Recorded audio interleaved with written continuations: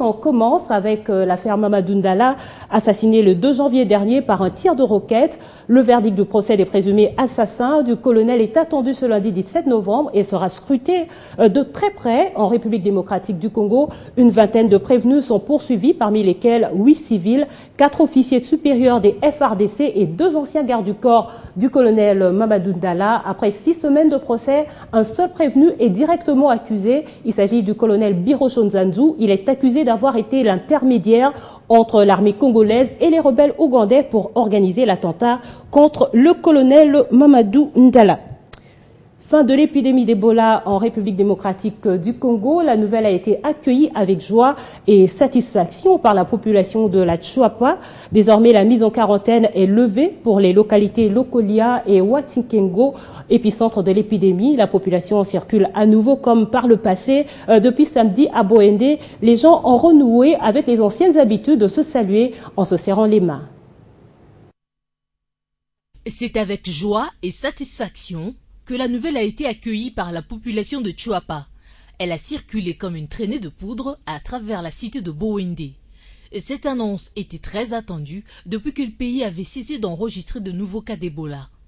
Lors d'une conférence de presse, le ministre de la Santé, Félix Kabange, a déclaré qu'en RDC, la fin de l'épidémie ne signifie pas que le danger est totalement écarté, mais que comme tous les autres pays du monde, le Congo restait sous la menace des cas d'importation de la maladie à virus Ebola sévissant en Afrique de l'Ouest.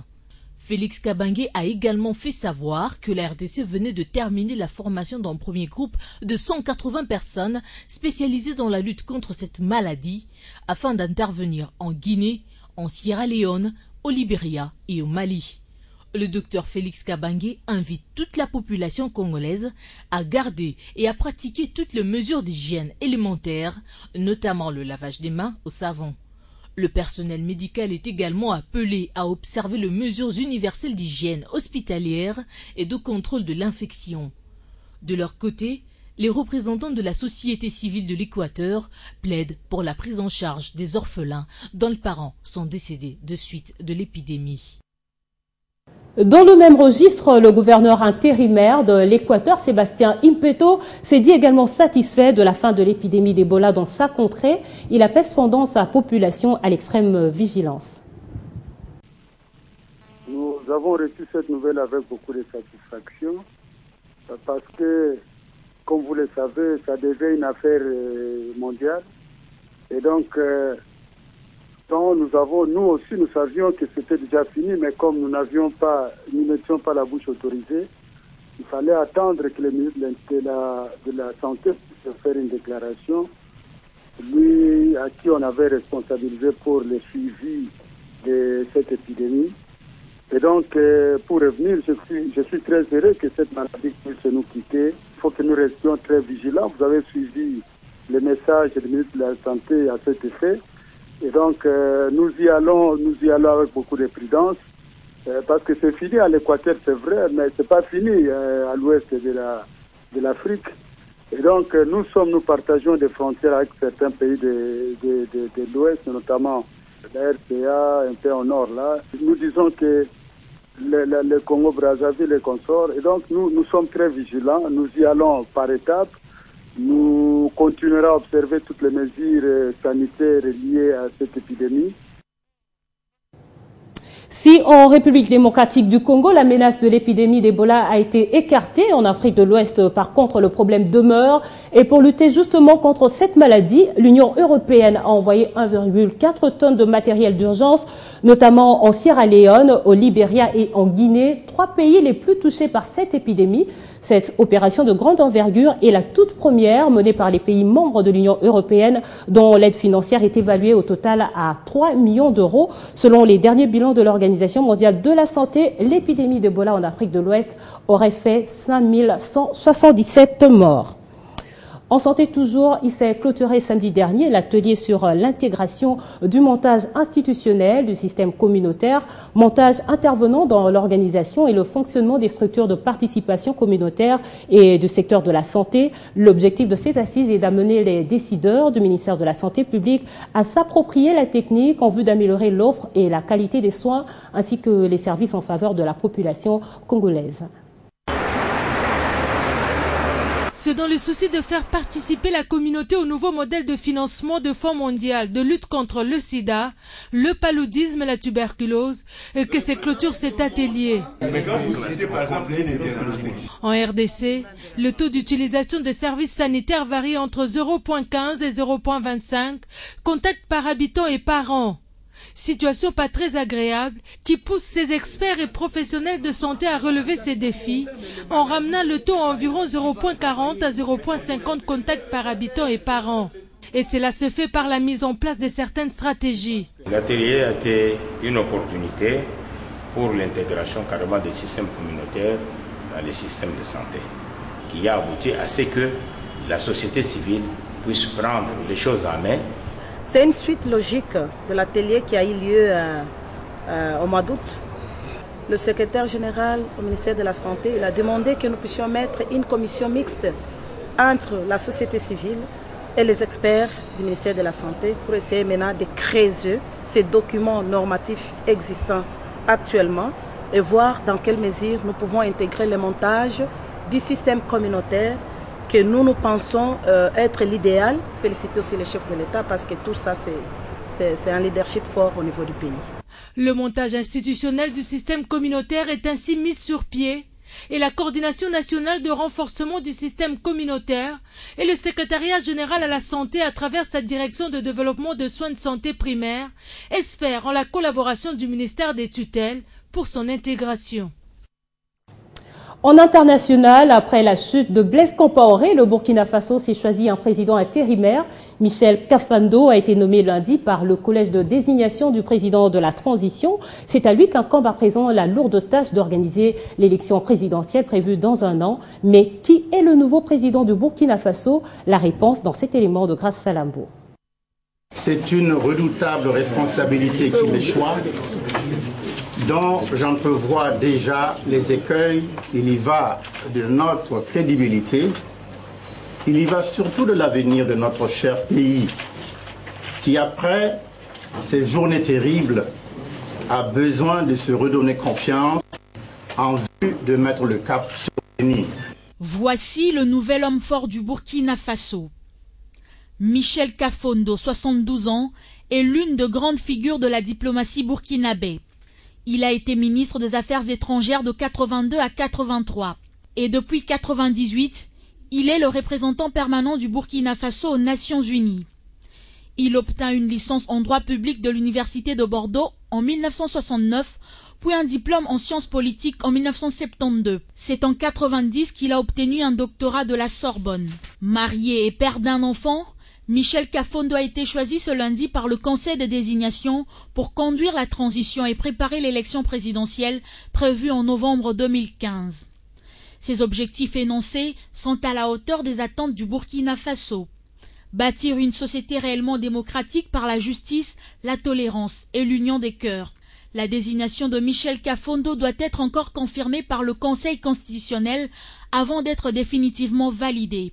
Dès cette étape achevée, le pouvoir pris par le lieutenant-colonel Isaac Zida à la chute du président Blaise Compaoré sera transmis aux civils. Lassée de la corruption de l'ancien régime et désireuse de changement, la rue burkinabé avait chassé le président Blaise Compaoré le 31 octobre dernier parce qu'il souhaitait modifier la constitution pour se maintenir au pouvoir après 27 années de règne. Et en sport, CAN Maroc 2015, désormais on connaît 10 des 16 équipes qui participeront à la phase finale de cette compétition qui aura lieu en Guinée équatoriale, vous le savez, du 17 janvier au 8 février prochain. Sur cette liste des léopards de la RDC ne figure pas encore parmi les qualifiés. Après une défaite 0 but contre 1 face aux Lions indomptables du Cameroun, la dernière chance se jouera donc le 19 novembre contre la Sierra Leone, déjà éliminée.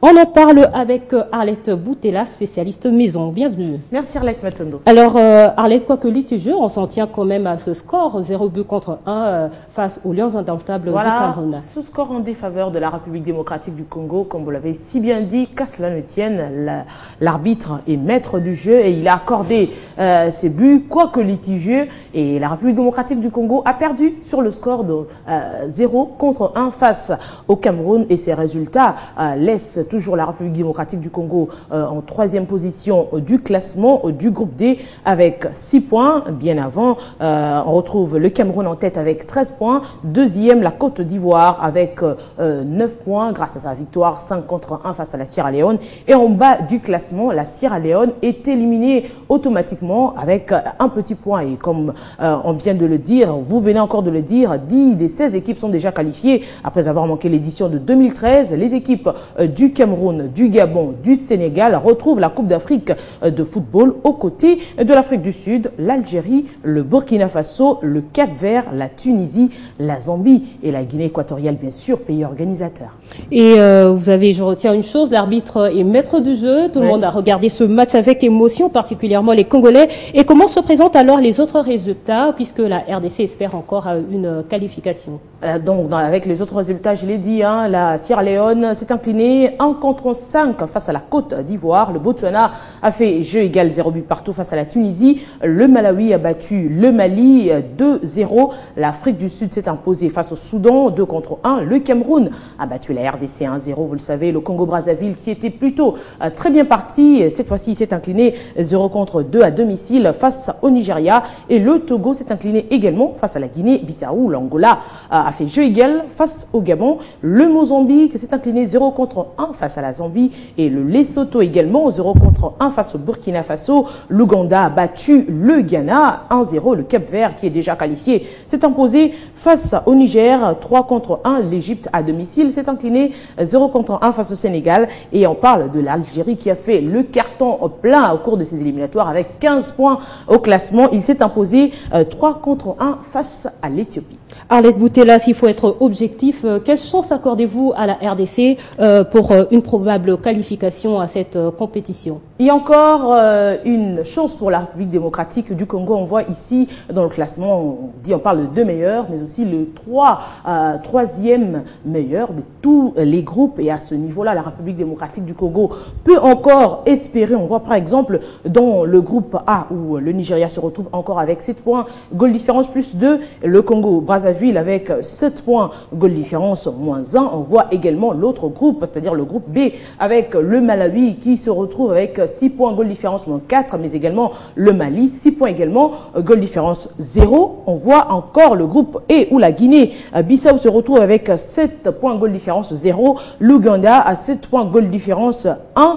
Et également le groupe G où l'Égypte se retrouve avec 6 points, goal différence 0. À ce stade-là, c'est la République démocratique du Congo pour son dernier match face à la Sierra Leone s'impose avec au moins 3-0 et que les autres équipes font jeu égal, ils auront 1 point. Et à ce niveau-là, la République démocratique du Congo aura atteint 9 points et sera meilleur 3e et pourra ainsi se qualifier pour cette compétition, entendu bien sûr, qui était au Maroc maintenant, qui est ramenée en Guinée équatoriale. Éliminatoire justement de la CAN 2015, on n'en a pas encore fini.